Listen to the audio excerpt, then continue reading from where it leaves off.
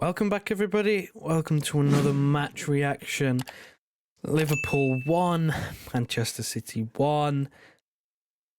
It's a game of two halves to summarise quickly before I get into breaking this game down. Do me a massive favour, please leave a like on this video. Massively appreciated, and subscribe if you are new. Turn your notification bell on because you never know when we're next going to go live. And of course, top line in the description, there is a link to become a channel member if you want to help the channel out. I'll stop waffling and try my best to explain what I saw. I mean, I suppose if you're looking for a one-word answer, a sigh is the best you're gonna get. I mean, I don't. It's hard to really make anything of that. There were ups, there were downs. It was a roller coaster. It was, to a neutral's point of view, I'm sure, a pretty good game to watch. I've seen a lot of the reaction on social media is just like, it's just such a high quality game of football. But I don't really want to hear that. I want to get into what I saw, and it's just ball. I think ball. We lost it. It's a draw, but and I said before the game I wouldn't be unhappy with the draw. I wouldn't be shouting and screaming, and I'm not going to shout and scream. It's far from disaster, but it's bottle. To me, it's bottle. Like, we had it. Game plan was there, 1-0. We were not in control. You can never be in control against Liverpool, especially not a Klopp team, but we had enough of the game in our own hands to get what we wanted, which was the 3 points. But yeah, man, I don't know. It's just it's hard to describe the exact feeling, because on the one hand, like I just said, I'm not unhappy at a draw, because I said I'd be okay with a draw because it's not disastrous. It was just a must not lose, and we didn't lose, which is the positives. But that's kind of where the positives stop. I mean, where do I want to begin? I guess, look, I got them in front of me. I'll throw up the player ratings up on screen so you can see them. I'm looking straight at them, and I guess I'll try and start on a positive note, which is John Stones. Again, he's just so important to the way that we play. Another great game, scored his goal, defended well, seamless transition from him going from defence to midfield. Just exactly what we expect. That's the level he's set, and he's meeting it. He's so important. He's injury prone. Is the only negative about him as a football player, because we are so much better when he's in the side. But that's kind of where it ends, really. Like, the rest of it is either just meh or just outright poor. I mean, we'll go through some of the average ones. I mean, like Rodri and Bernardo, both on a yellow card. They were essentially handicapped. They weren't allowed to touch anyone in fear of being sent off. And you go down to 10 men, there's no chance in hell we even get a point out of the game. We lose. So they struggled. They really did struggle. Maybe caught up in the emotion with Bernardo Silva, but they just struggled to really make an impact on the game, because, like I said, the yellow card put the shackles on, because again, they can't touch anyone. They just can't risk getting a second yellow card or making the referee have a decision to make. So that's kind of the mayor. Foden as well, I thought he tried to make things happen. He was, I feel, a victim of the overall team's performance. He was popping up in every position imaginable, all across the front line midfield, whether it was advanced next to Haaland, whether it was dropping deep, or even covering at a full-back position. You name it, he was everywhere, because the team was just, I don't know, discombobulated. Like, the team was all over the place. That's just how it is, and that's how it was. And he was just having to cover everywhere. He was doing about 6 different positions at once. Trying to fill in to another player who I thought was poor, subbed, poor reaction. Like Pep said in his press conference, now he has a chance to prove that it was a mistake to take him off. Kevin De Bruyne, he wasn't at the races at all. He just wasn't. If you would have told me that that was his first game back from injury, I would have believed you. He looks so off it. Am I surprised he got taken off? Yes, because it's almost unheard of. Even if he's having a poor game, he normally stays on the pitch just because he can make something happen. But really, deep down, am I that surprised? No. Because we were struggling at that point in the game when he was taken off. We were struggling to keep the ball as is.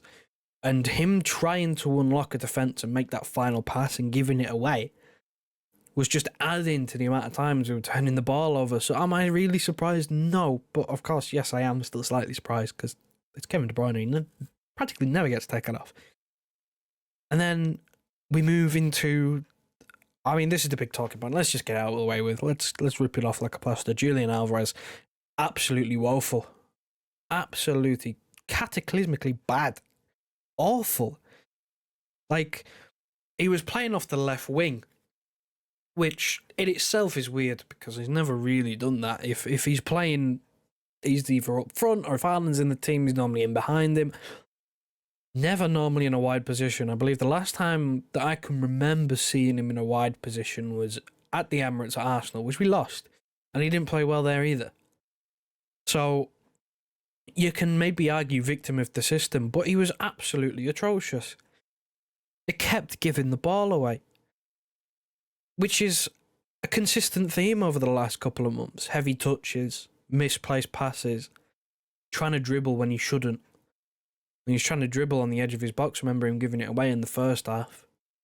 You know, you remember who you're playing up against. Playing up against one of the best high-pressing teams in Europe, and you're trying to dribble your way out, and you're on the edge of your own penalty area when you don't have the greatest close control or the greatest first touch. Madness.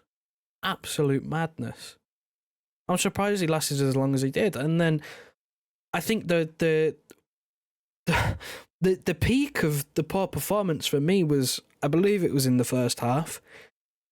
It might have been in the second half. I don't know. I can't remember. It's a bit of a blur. But there was at one point he presses high, he wins the ball back practically on the edge of the Liverpool penalty area. There is 2 City players in the box, 1 Liverpool player, and he crosses it to no one. It's just kind of... It just sums up his game. It was just non-existent. And again, I'm surprised he lasted as long because he was costing us. And I hope to God now that Pep sees this. I hope he sees it. Because, I mean, part of the blame on the result is actually on him for his team selection. Alvarez played. You look at the substitutions when he brought players on, when he brought Kovacic on. We actually started to gain a foothold in the game again.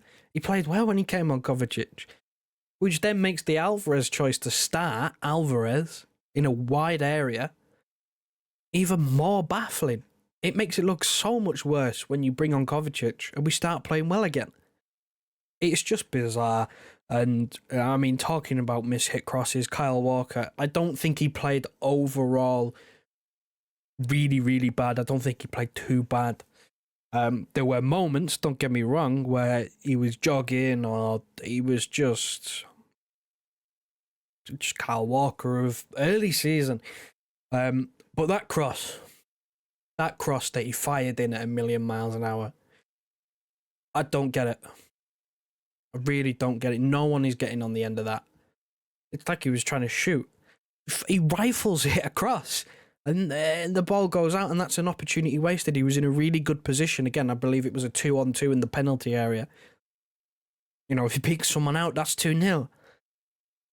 And he's fired it across the 6-yard box at 1,000,000 miles an hour, and it's gone through everybody. And it's an opportunity wasted. I said in the preview, we can't waste chances in a game like this. Got to take our chances, and we were a bit wasteful in the final third. I mean, the closest we came to scoring, apart from actually scoring, was when Kelleher bounced it off of Foden and it came off the bar, and when Doku hit the post in the 90th minute. That's it. Like that Foden chance isn't really a chance. Not like he took a shot. That Doku one's a bit unlucky. But again, that's another substitution. Again, it's just baffling. And look, I didn't even mention the penalty or the mistake or the penalty shot at the end.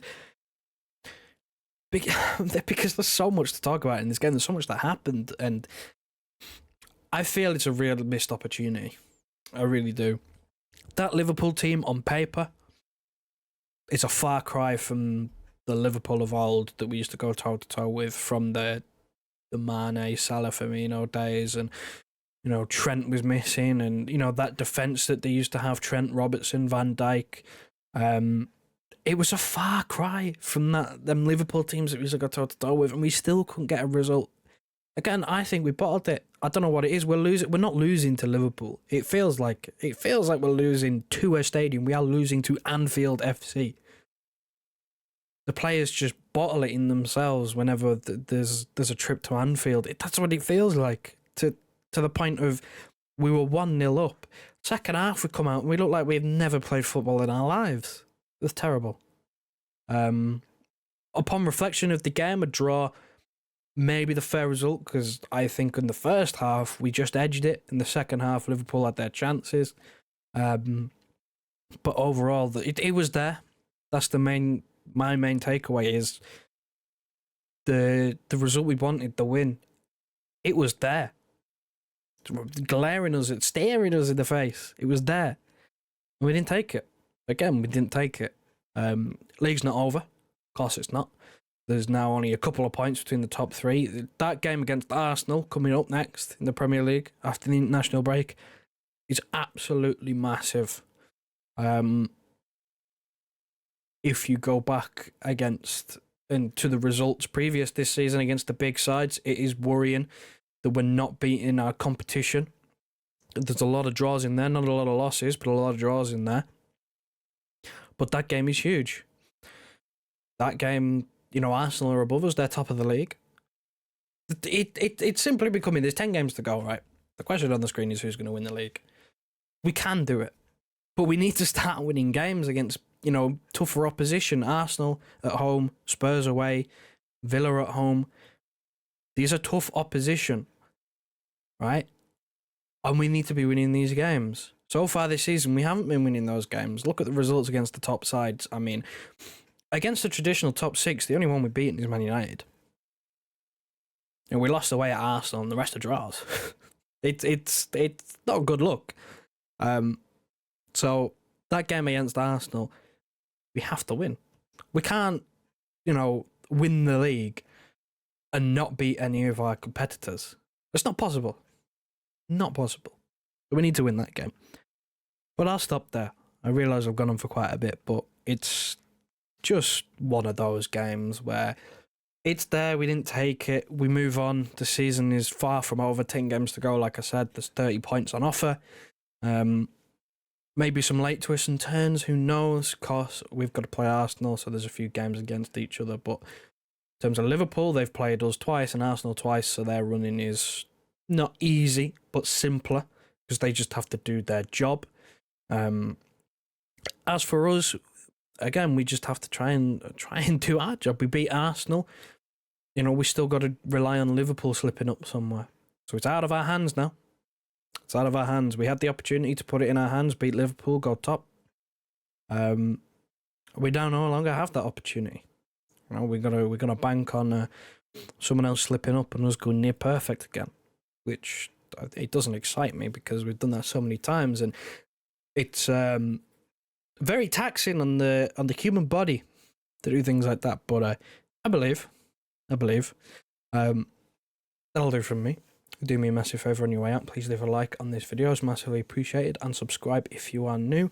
Turn your notification bells on so you never miss a live stream. And of course, top line in the description, there is a link to become a channel member. Thanks very much for watching. And I'll see you when I see you.